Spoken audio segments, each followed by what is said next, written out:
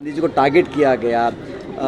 जाति धर्म समाज की बात करना संसदीय प्रणाली में शोभा नहीं देता और ये कहीं ना कहीं जो इनको जनादेश नहीं मिला, एक माइनॉरिटी सरकार है, एक मिलीजुली सरकार है, उसका उनको पीड़ा भी है।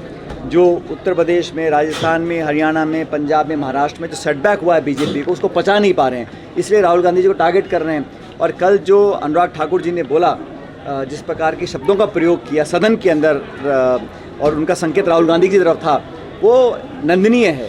और इस प्रकार की भाषा का प्रयोग मैं समझता हूँ किसी को नहीं करना चाहिए, खासकर वो लोग जो संसद में बैठे हैं। खिलाड़ी राम बाजवा जी से लोगों की वापसी हो जाएगी कांग्रेस में? हमारे यहाँ कमेटी बनी हुई है और किसको क्या जिम्मेदारी देनी है, अनुशासन की कमेटी है और सब नेताओं से बात कर पार्टी का निर्णय होगा किसको कहाँ पे स्थान देना है। लेकिन मैं मोटे रूप से कहना चाहता हूँ कि भारतीय जनता पार्टी ने पिछले 10 साल से सरकार केंद्र में चलाई है और अब यहाँ पर राजस्थान में सरकार बनी 8 महीने में। हर तरफ आप देख लीजिए, जो उदयपुर में घटनाक्रम हुआ वो कहीं ना कहीं चूक थी सरकार की। और जब विपक्ष में थे तो आप लॉ एंड ऑर्डर को, महिला उत्पीड़न हो, बच्चों के साथ अन्याय की बात हो, लूटपाट की घटनाएं हो और अराजकता जो लगातार फैल रही है, इसको कंट्रोल करने में सरकार नाकामयाब इसलिए है क्योंकि मल्टीपल पावर सेंटर्स हैं।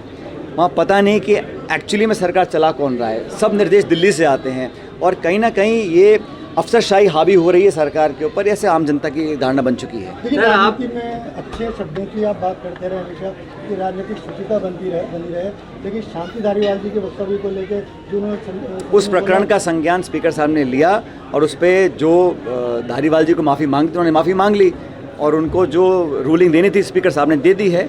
लेकिन मैं इस बात पर बिल्कुल आज भी कायम हूँ, कोई व्यक्ति हो, किसी दल का हो, किसी पार्टी का हो, लेकिन अशोभनीय भाषा, शब्दावली का चयन बहुत महत्वपूर्ण है पब्लिक लाइफ के अंदर और सबको इसका संज्ञान लेना चाहिए। बार गलती करते हैं, धारीवाल जी बार गलती करते हैं। अब गलती की तो माफ़ी मांग लिया, बात खत्म हो गई। लेकिन हाँ, ये इन चीज़ों से बचा जाना चाहिए क्योंकि इससे जो नई पीढ़ी है उस पर एक अच्छा प्रभाव नहीं पड़ता। सर, आपने स्कूल का उद्घाटन किया है तो क्या मैसेज देना चाहेंगे वैचारिक दृष्टि से देश को कैसे राजनीति में मदद? किस देश को? वैचारिक दृष्टि से भाई देश को किस प्रकार के राजनीति? इस देश में मैं हमेशा भी कहता हूँ, पहले भी मैंने कहीं कहा जयपुर में परसों, कि नौजवान इस देश का भविष्य नहीं है, वर्तमान है।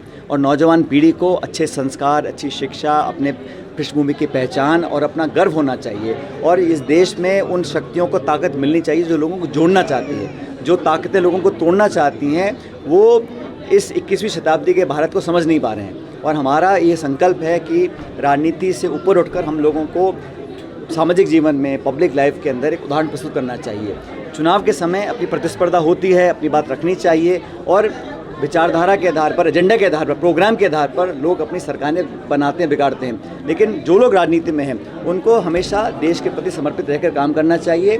और नौजवान पीढ़ी आज बहुत जागरूक है, उत्साहित है और देश के लिए कुछ करना चाहती है। उनको संसाधन और प्लेटफॉर्म प्रोवाइड करना हम सबकी जिम्मेदारी है। देवली उलियाल सहित 5 सीटों पर चुनाव है, उपचुनाव जो होने हैं, पाँचों सीटें कांग्रेस पार्टी जीतने जा रही है क्योंकि जो परिणाम आए राजस्थान में वो बीजेपी को बैकफुट पर हम लोग लेकर आए, हम और हमारे सहयोगी दलों ने ऐसा कर दिखाया और 5 सीटों पर बीजेपी हारेगी, मुझे पूरा विश्वास है। युवाओं की आवाज़ उठाते हैं, 5 सीटों पर क्या युवा उम्मीदवार होंगे? जो जीतने वाला होगा उसको टिकट दिया जाएगा, सबसे चर्चा करी जाएगी, किसी एक व्यक्ति की बात नहीं है। दल निर्णय करता है किसको चुनाव लड़ाना है। लेकिन जो आज माहौल बना हुआ है, जो बेरुखी जनता में हो गई है सिर्फ मात्र 7-8 महीने में भाजपा सरकार से, उसको देखते मुझे लगता है कि अच्छे बहुमत के साथ 5 सीटों पर बीजेपी हारेगी, हम लोग जीतेंगे।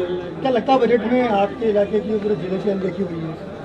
अब ऐसा है, वो तो जो बजट था हम सब सुन रहे थे लेकिन उसमें विवरण दिए नहीं गए और वो अधिकारियों ने एक तरह से जो टाइप पहले करते थे सरकार के लिए, वही अधिकारी टाइप बजट इस बार कर रहे हैं। घोषणाओं तो बहुत सुन ली हम लोगों ने, धरातल पे क्या उतरेगा, क्या वो पैसा वो खर्च करा पाएंगे, नहीं करा पाएंगे, क्या वो संसाधन लोगों को दिला पाएंगे, नहीं दिला पाएंगे। अभी लंबी लंबी घोषणाएं बजट स्पीच में करी हैं दोनों ने, मुख्यमंत्री जी ने, उप मुख्यमंत्री जी ने, लेकिन धरातल पर उतरने का कोई रूपरेखा नहीं देखी। और सबसे महत्वपूर्ण बात मैं मानता हूँ, 2 सरकारें हैं, केंद्र की, राज्य की, बजट दोनों के आ गए। किसी भी सरकार ने, केंद्र राज्य ने, महंगाई को कम करने के लिए कोई उपाय ढूंढने की कोशिश भी नहीं करी। इसका खेद मुझे है कि आज आम जन की कमर टूट रही है, जो मध्यम वर्ग है, गरीब तबका है, उसकी जेब पर डाका डाला जा रहा है, उसको रोकने का प्रयास भी सरकार नहीं कर रही है। तो लोग निश्चित रूप से आज बड़े परेशान हैं और दुखी हैं। ARCP को भी भूल के लगता है? हाँ, ARCP को भी भूल गए। ARCP को तो सिर्फ चुनाव के टाइम उठाया था, केंद्र सरकार ने जिक्र तक नहीं किया। और आज भी जो सदन के अंदर सरकार की तरफ से आश्वासन आ रहे हैं उसमें कोई बजट का केंद्र सरकार का प्रोविजन नहीं है। हमने कहा राष्ट्रीय परियोजना घोषित कर दीजिए, वो बिहार को दे सकते हैं, आंध्र प्रदेश को दे सकते हैं, और हमारा कोई झगड़ा नहीं है बिहार के आंध्र के लोगों से, लेकिन सिर्फ 2 राज्यों को सारा पैसा देकर 1 लाख करोड़ रुपया दिया है 2 राज्यों को। वो जैसे राहुल गांधी जी ने कहा ये सरकार बचाऊ बजट है, बाकी राज्यों का हित छीन के आप किसी और राज्य को दें, सिर्फ पॉलिटिकल झूठे आश्वासन देने का काम करेंगे, उसको जनता समझ रही है।